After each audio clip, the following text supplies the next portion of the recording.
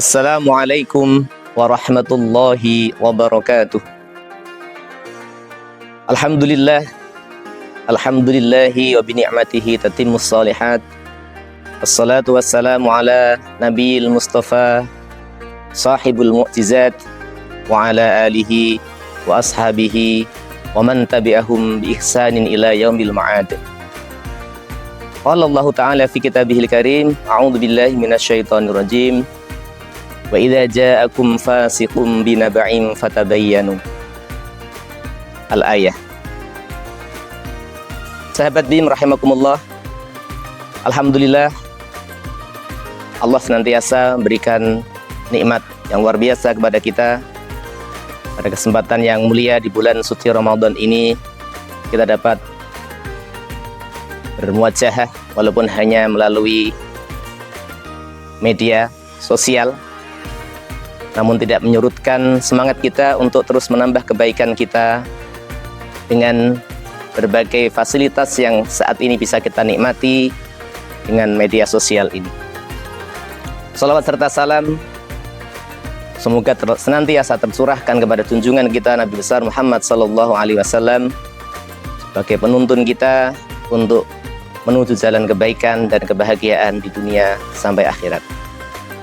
Sahabat BIM rahimakumullah, alhamdulillah di era sekarang ini kita berada dalam era media sosial yang sungguh-sungguh sangat memanjakan kita dengan berbagai fasilitasnya. Kita akui keberadaan media sosial saat ini sudah menjadi kebutuhan primer bagi kita. Kemudian media sosial ini menjadi fasilitas bagi kita untuk menunjang berbagai kebaikan-kebaikan yang ada dalam hidup kita. Namun dalam memanfaatkannya, kita perlu bijak dalam bermedia sosial. Dalam kesempatan kali ini, kita akan sedikit membahas perlunya kita bijak dalam bermedia sosial. Sahabat BIM rahimakumullah, ada sebuah ungkapan, orang yang bijak adalah orang yang banyak memiliki informasi, orang yang banyak ilmu, orang yang banyak pengetahuannya. Itu dulu. Di era sekarang ini sudah bergeser menjadi orang bijak adalah orang yang mampu memfilter setiap informasi yang masuk dan mampu memilih dan memilah informasi yang betul-betul valid, betul-betul siqah, dan dapat dilanjutkan kembali untuk di-share, dibagi kepada orang lain.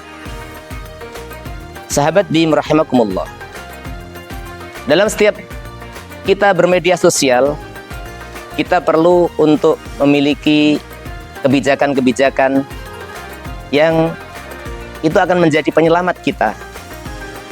Karena di era sekarang ini, untuk kita melakukan sebuah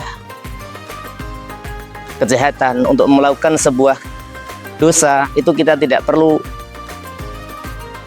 untuk sulit-sulit.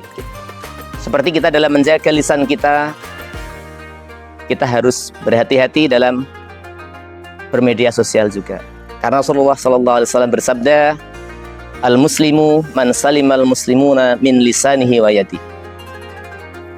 Orang Islam atau muslim yang sempurna adalah muslim yang menjamin keselamatan saudaranya sama muslim dari kejahatan lisan dan tangannya. Imam Ghazali dalam kitabnya Bidayatul Hidayah menerangkan kepada kita bahwasanya lisan yang dimaksud di sini adalah lisan secara hakiki, yaitu lisan kita yang kita gunakan untuk berbicara, maupun lisan yang majazi, pena kita atau jari jemari kita yang aktif di media sosial untuk menyampaikan ide-ide kita, mengomentari gagasan atau ide orang lain, dan lain sebagainya. Oleh karena itu, perlu sekali kita adanya tips bijak bermedia sosial.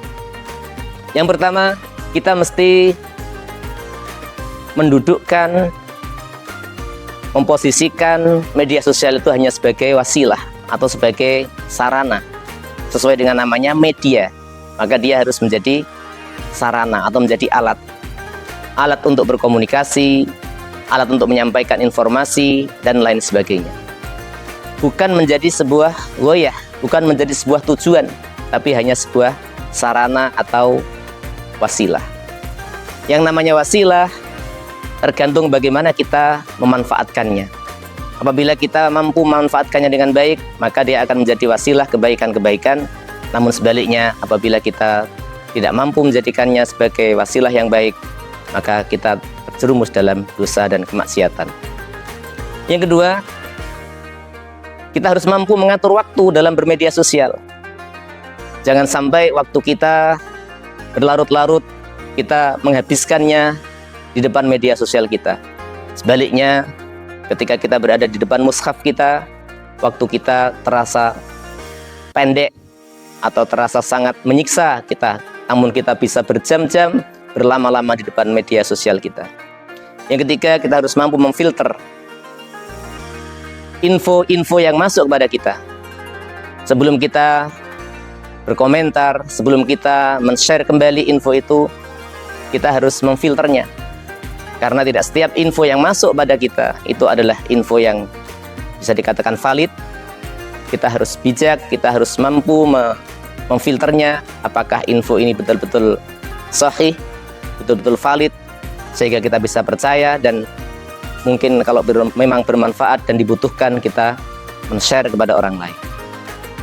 Selanjutnya kita perlu memikirkan dampak atau akibat sebelum kita berkomentar, sebelum kita men-share apa yang akan kita komentari ataupun apa yang akan kita bagikan.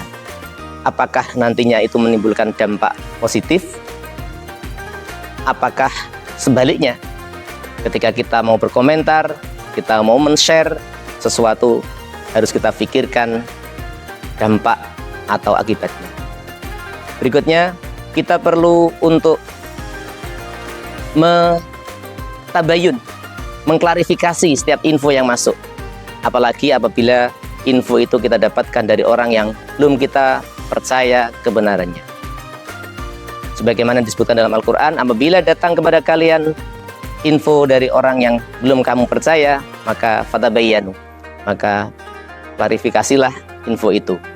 Demikian sedikit yang dapat kami sampaikan, mudah-mudahan bermanfaat. Hadanallahu wa iyyakum ajma'in. Kurang lebihnya mohon maaf. Assalamualaikum warahmatullahi wabarakatuh.